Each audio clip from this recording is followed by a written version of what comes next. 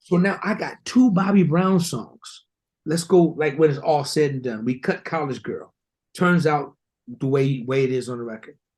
I got two songs on this Bobby Brown on one of the most anticipated records because he's coming off Don't Be Cruel. So everybody's waiting on the Bobby album, right?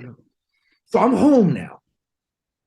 So my dude from LA calls me. He says, "Hey man, you know, you're on the marquee and Billboard. Everybody's to see your names right there with Teddy and Babyface and all the producers. And you're on there. You may not be a top marquee, but your name." I said, "Dude, really?"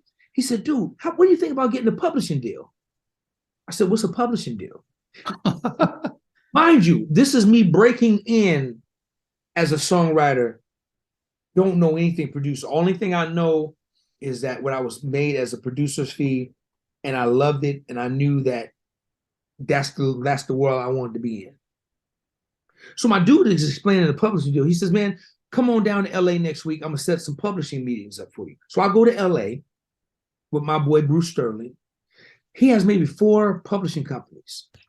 He says, "D, but make sure you bring about 6 of your best songs and bring your 2 songs that you did on Bobby Brown. I Need a Girl and College Girl. Bring both of those songs." Because they see equity in you just simply because you got these 2 songs on this album that they're projecting to be bigger than Don't Be Cruel. So they want to be a part of it. I said, cool. Went to a couple of companies. They were lukewarm toward me. They liked the Bobby songs. They didn't like the other songs. They liked the Bobby, but they were lukewarm. The last meeting we had was a company called ATV. Oh, not that's Michael's. When it was solely Michael's. I didn't know this at the time. Okay. We're at ATV with my boy James Leach, who's like my dear brother right now. I'm with James now over at CSAC. But James took a meeting with me, heard my music, heard my demos, plus heard the 2 Bobby Brown songs. He wasn't just only in the 2 Bobby Brown songs, he loved my demos. He says, "Man, your music, the Bobby Brown songs are dope, but you got some." He says, "Can you guys come back tomorrow? I want you to meet with my boss, a guy named Dale Kawashima." So cool. So we go back the next day. When we went back, Dale comes in the room. He says, "There's no need to play the music. My office is right here. I heard it, just y'all bumping it through the walls. I like you, man. You're something. I mean, you have something. You know, I mean, you're amazing." So I'm like, okay, I don't know where I'm at. I'm just my boy's doing all the talking. I'm just hanging out.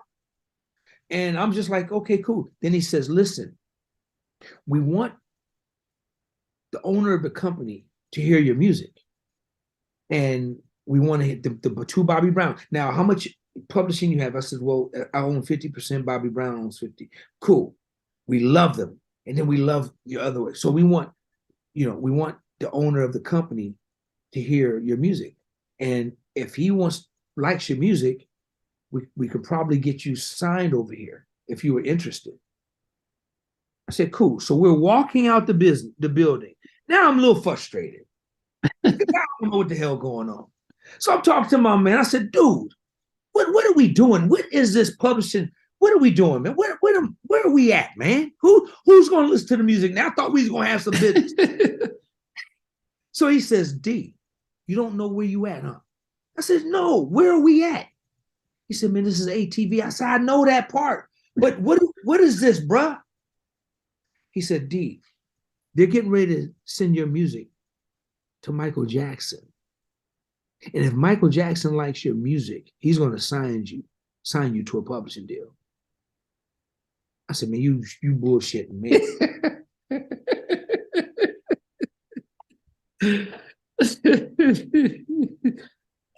I can't, man. This is just incredible. It was Michael Jackson's company when he owned it, when he bought the Beatles catalog. Yeah. Stone, James Brown, when he owned before Sony. Before he get so to have to, yeah.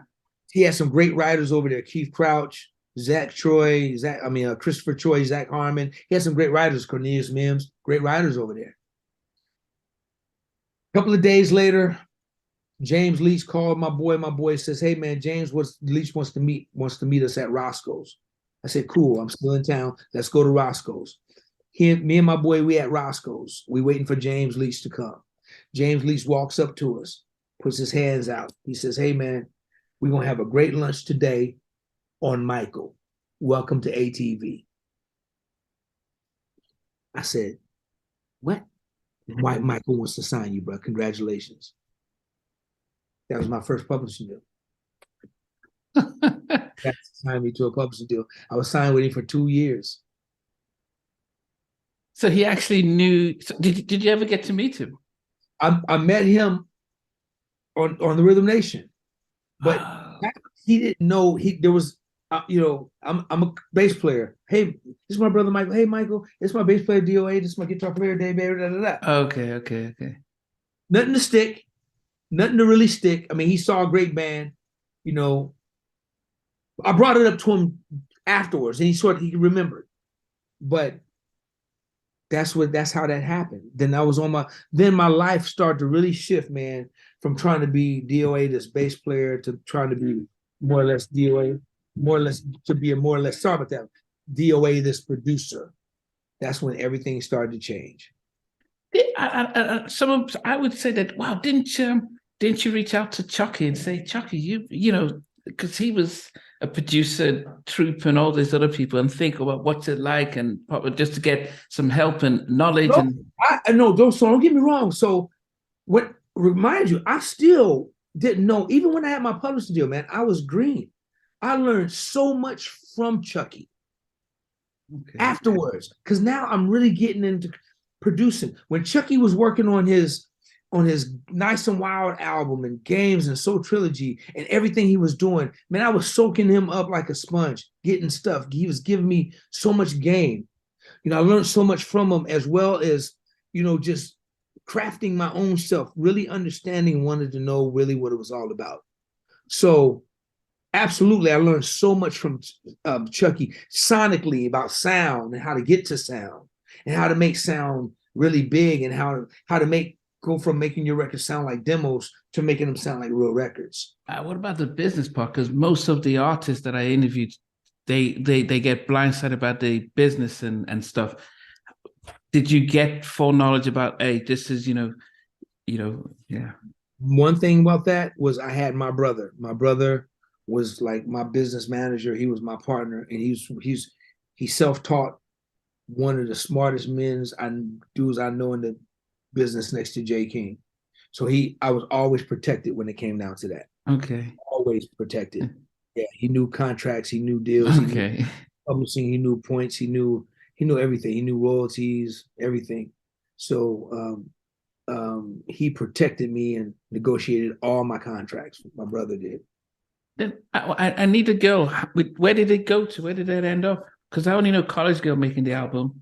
So college. Okay, so what happened was, when the songs got picked, the song that was in the studio dreaming about, that didn't make the album. The one Whitney Houston sung background song. What? How is that?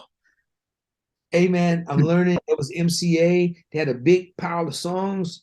College Girl made it, and when they were telling me, I was first a little afraid, because when I took that back to the guys over at ATV, I thought they were, hold that against me. They were like, "No, you got one song? Congratulations, man! We're gonna fight for you." They were happy, but just to have one song on that project was basically the start of it. And so, so College Girl made the album, man, and even though it wasn't a single, man, it's a fan favorite, off the album. It was really something that I'm really proud of to this day. Who played the saxophone? That was Danny Lamel. Okay, go Danny, go. I just thought, okay. Yeah, so that's the Danny Lamel from Stone City Band, okay. Rick James. Yeah, so Danny was his musical director at the time. Okay. Yeah, so we used Danny Lamel. Now, it must have been either Clive not wanting Whitney, because and they only probably said, we'll only let her appear on one song, because it didn't make sense that even Something in Common didn't get released until later on. That should have been the second single. So did they explain to you why they didn't let that track go? Or did you think it was well, BM's Jive, Arista at the time, thinking, no, we don't want to overexpose Whitney on a Bobby album. I don't think it was that. I think if it was anything, if I would have to think, and and I don't mind it, but I think because I wrote "I Need a Girl" 100% by myself. Bobby said, okay, you got a couple of new producers because this other producer, Dennis Austin, got one song as well. So Bobby probably chose one of mine and chose one of Dennis. Bobby wanted some new flavor. So he probably was limited to new producers. So he chose College Girl because he and I wrote College Girl together. Okay. So there was bigger investment in that with him. But I don't know. I mean, that's the only thing I can think of. Or maybe they just liked. But which is a better Girl. song for you when you, if because we've not heard of that? Yeah, I thought "I Need a Girl" was a great song. I mean, but College Girl made the record, and I think that was the right choice. But where is "I Need a Girl"? It's in the archive, sitting on a DAT somewhere. I got to find it. I mean, I got it, but now I got to find a DAT player so I can download it to my hard drive and be able to listen to it, man. But I got it. "I Need a Girl," man. With Whitney singing in the background. Whitney singing in the backgrounds, yes. So technically, then what does it belong to MCA or does it belong to? Well, it belongs to MCA because I got paid for. They own the masters, so I got paid for 2 records. But I still have something to cherish and to hold on to. They can't stop me from playing the song and saying, "Hey, I did this record and the Whitney Houston's on it." I don't own the masters though.